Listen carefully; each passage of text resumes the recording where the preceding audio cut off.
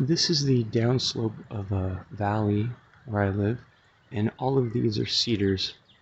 So I'm just going to zoom in on one, or a bunch of them. There you go, there's a bunch of cedars. And you can see that the deer are starting to carve a path through the cedars.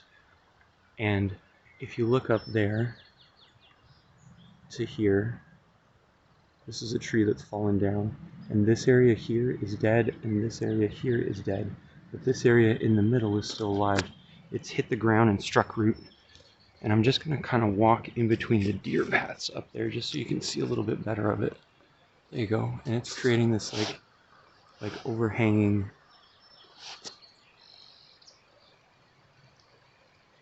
kind of structure. And again, I'm trying to avoid stepping on all those little ones. Yeah. Okay, there you go. Oh, you can't see that well, but like from here to here, that's alive, and that's in the ground.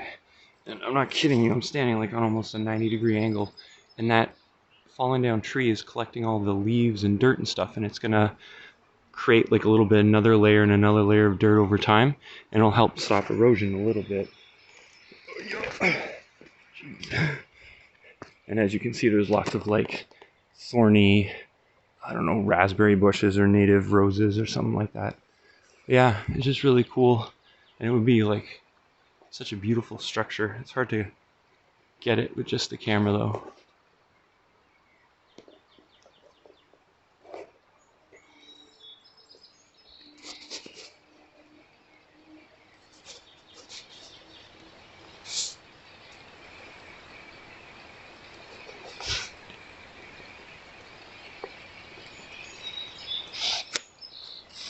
Oh, that's a little better.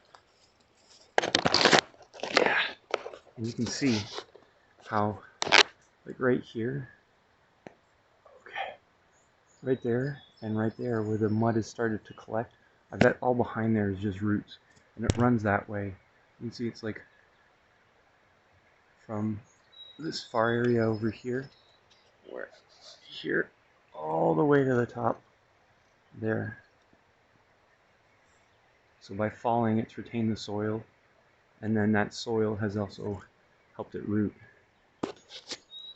And you can see like it's just this beautiful structure. It's hard to tell because of all the like little down hanging branches, but that's how it would look naturally.